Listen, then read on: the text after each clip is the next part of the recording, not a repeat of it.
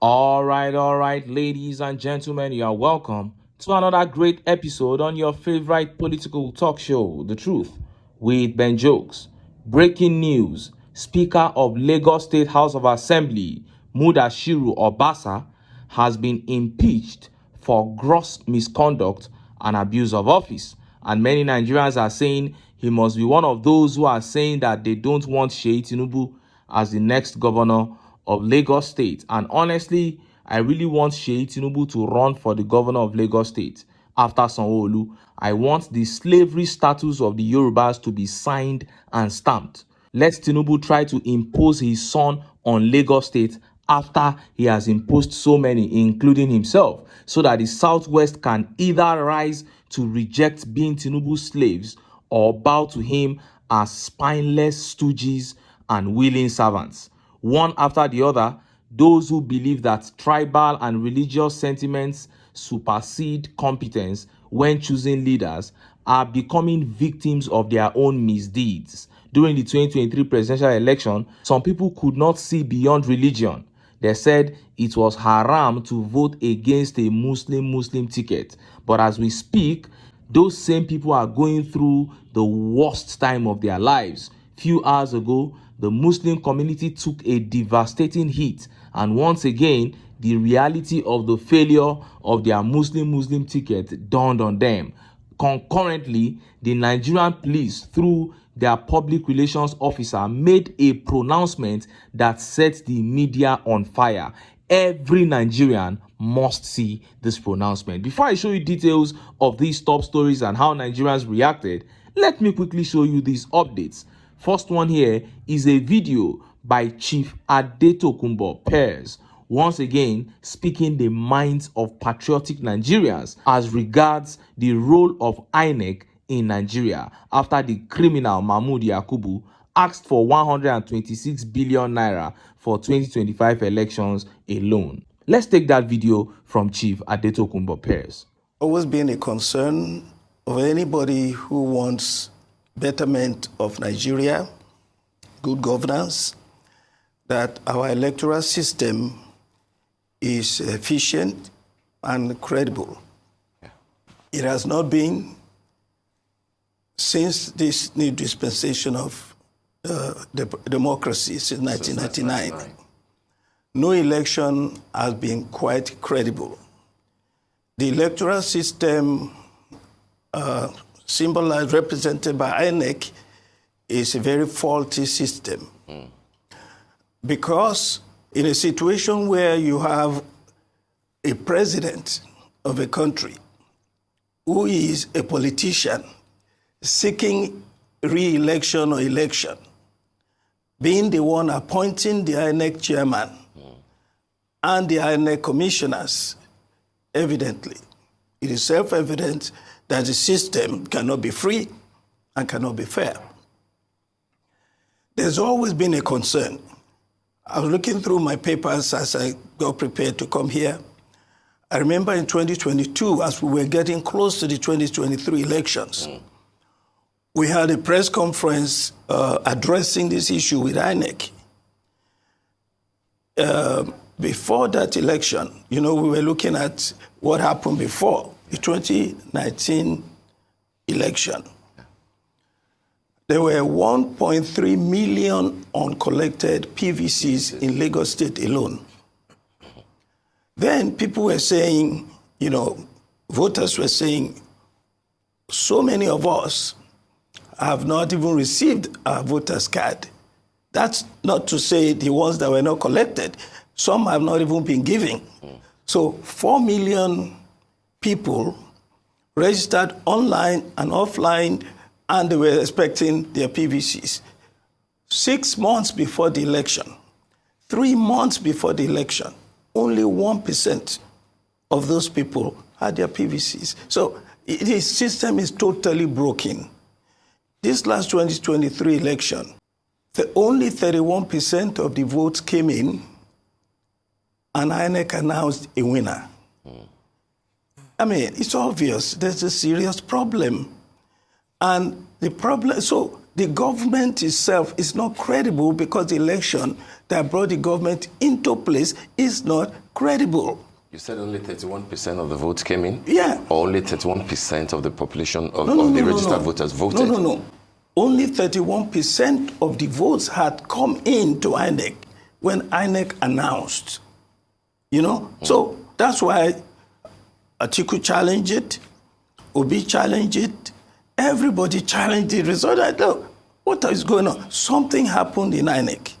Now, regarding the issue of voter apathy, Nigerians do not see a reason to vote. In the 2023 election, 90 million people registered to vote. Only 26 million people voted in a country of 90 million. So we're talking about less than 30%. You heard that. And Chief Adetokunbo went ahead to talk about decentralizing INEC and a lot of other great recommendations. And overall, I love the way Chief is still hammering on the 2023 presidential election like it was yesterday, because it was only yesterday.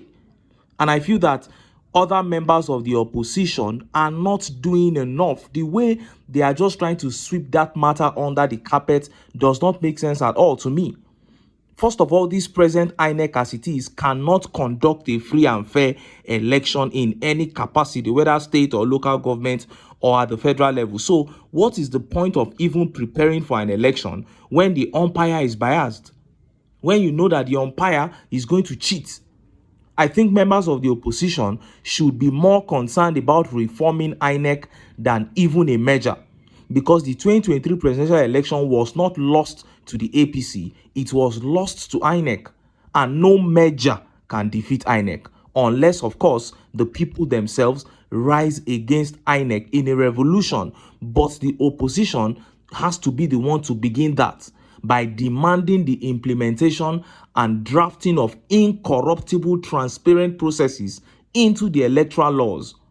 Move a motion as opposition that results must be transmitted from the polling units to the IREV in real time. Push this motion to ECOWAS, to United Nations, ask for everyone's support, including the Nigerian people. And if the government refuses, the people can easily be mobilized, to protest nationwide. It is our country, it is a democracy, and we demand free and fair elections. That's a valid protest slogan. And to be honest, this is one of the kinds of moves that I expect from Obi and Atiku. Point blank, period. Next video here is a short clip from a long speech by Seun Okinbaloye as he sent strong words to Tinubu, who is approaching his second year in office. Let's take a look. Mr. President, Nigerians are watching. They are counting the months, the weeks, and the days, and in 4 short months, your administration will enter its second year, a pivotal milestone where patience gives way to accountability. You campaigned on the promises of renewed hope, better security, abundant food supply, and policies that should lift millions from hardship and poverty. Yet, after a year marred by soaring tariffs, crippling energy costs, and dwindling purchasing power, millions of Nigerians are grappling with unprecedented hardship. The question that echoes across the land is, where is the light at the end of the tunnel? But I hope everyone might want to start afresh with a renewed vigor and hope that 2025 will be a better year. You assured Nigerians that this pain is a prelude to progress, a difficult but necessary phase that would yield joy and prosperity. And Nigerians, resilient as ever, they've kept faith with you and in your words. But faith, Mr. President, is not infinite. Time is your most fleeting asset, and it is slipping away. As you approach the halfway mark of your 4-year term, it is clear the clock is not on your side any longer. The policies you've introduced require visible results. The people demand proof that their sacrifices will not be in vain. President Tinubu, Nigerians understand that you are not a magician, but he elected you with the hope that your policies would bring relief, not amplify their sufferings. Today, they are grappling with soaring inflation driven by the removal of fuel subsidies, skyrocketing food prices that have left over 30 million citizens at risk of hunger, and a naira devaluation that has crippled purchasing power. Transportation costs are at an all-time high. Businesses are struggling under regulatory uncertainties, and public outrage is mounting over government spending on luxury items while many live in abject poverty.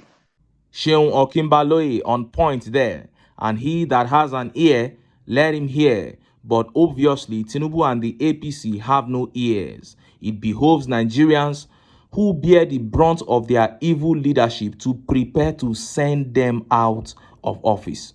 Period. Because they will never change. Now, let's look at details of the top stories. First is that shocking statement from the Nigerian police. Imagine, the Nigerian police is threatening to jail or fine heavily Nigerians who refuse to help police who are being assaulted by other people. Can you just imagine that? Police that is finishing us, you are asking us to be helping them. And next is that terrible update detailing how Muslim ticket failed Muslims massively. Let's start by taking that update from the Nigerian police. Look at how the papers reported it. Refusal to assist officers in danger of assault leads to 100,000 naira fine, jail term, Nigeria Police Force.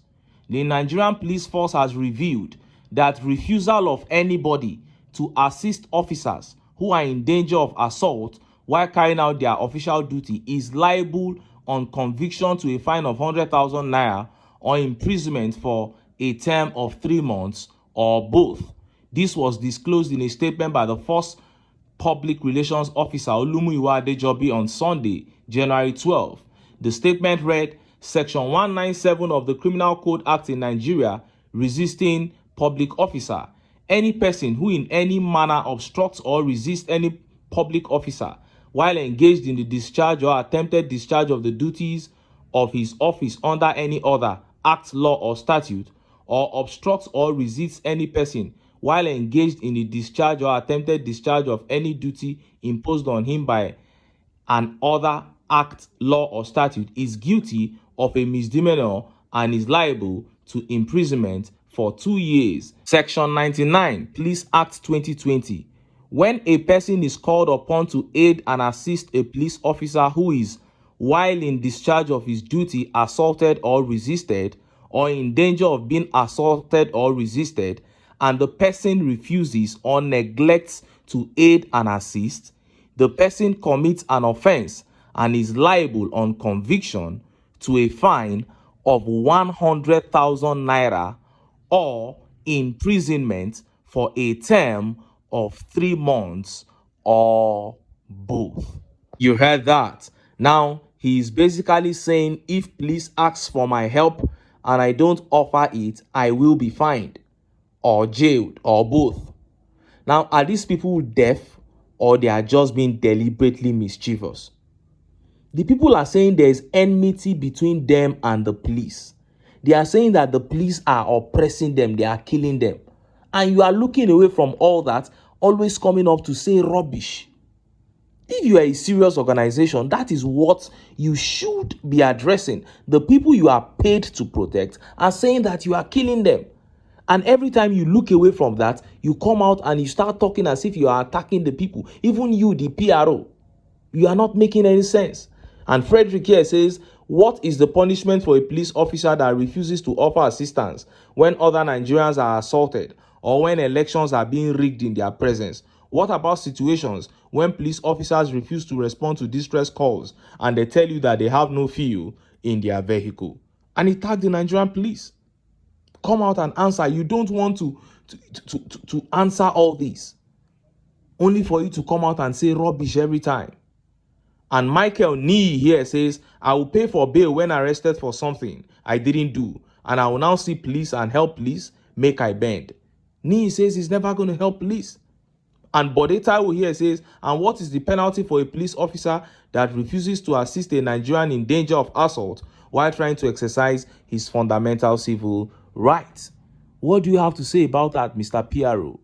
And while Nigerians were yet reacting to that update underscoring the failure of the Muslim ticket began making the rounds. Look at how the papers reported it. Notorious bandit Bello Turji reportedly leads attack to Zamfara Mosque, abducts unspecified number of worshippers, Sahara reporters. An unspecified number of locals in Birnin Yaro village, Zamfara state, have reportedly been kidnapped by notorious bandit Bello Turji during a brazen attack on a mosque. The assault occurred on Friday night during Isha prayers, with Turji and his armed men storming the mosque, disrupting the congregation and abducting worshippers. According to a security analyst and counterinsurgency expert in the Lake Chad region, Zagazola Makama, Turji and his armed men stormed the mosque, disrupting the congregation and abducting an unspecified number of worshippers. The victims were reportedly headed into the forest, but the exact number of those kidnapped remains unknown at the time of filing this report. Zagazola further disclosed Turji may be planning to use the people as a shield against an attack on his enclave by the Nigerian troops of Operation Fansan Yama. Efforts to the Zamfara State Police Command for confirmation failed. It was gathered that the bandits operated unchallenged for hours, rounding up their captives before retreating into the forest. They came in large numbers and started shooting.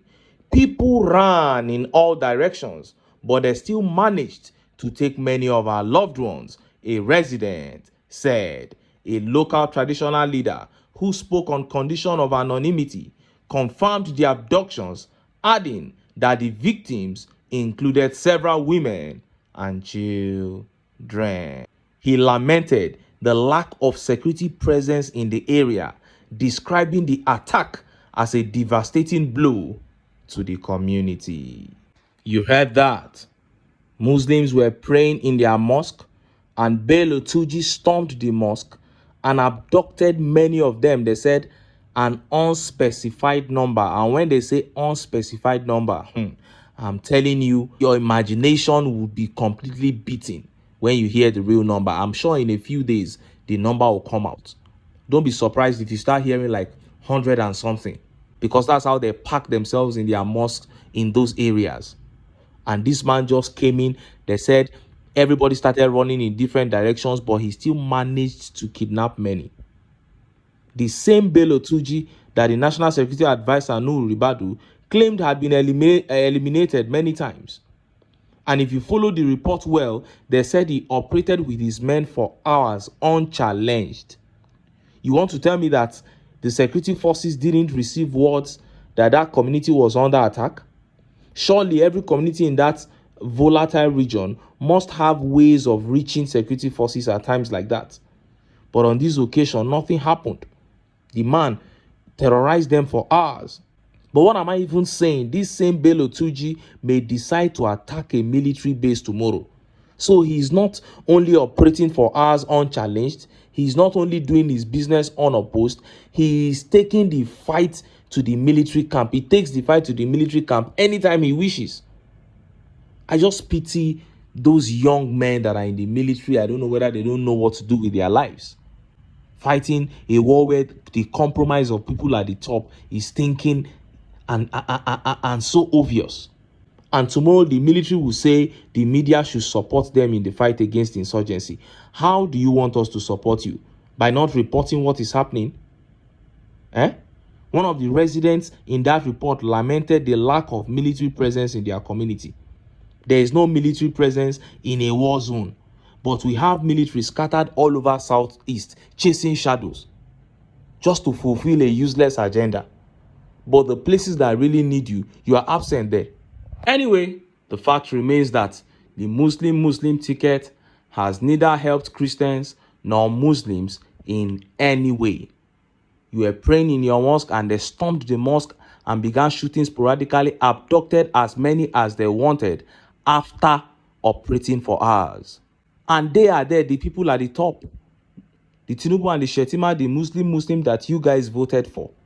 They are there, nothing of such can come near them and their families. And they don't care about you. And this is what we keep telling Nigerians. Nobody hates anybody. We are saying that we should prioritize our own welfare. Because the reason why these politicians look as if they are strong is because they don't allow these sentiments, tribe, religion to come in between them. They are united in dealing with Nigerians to enrich themselves. This is the same thing we are just preaching to the masses.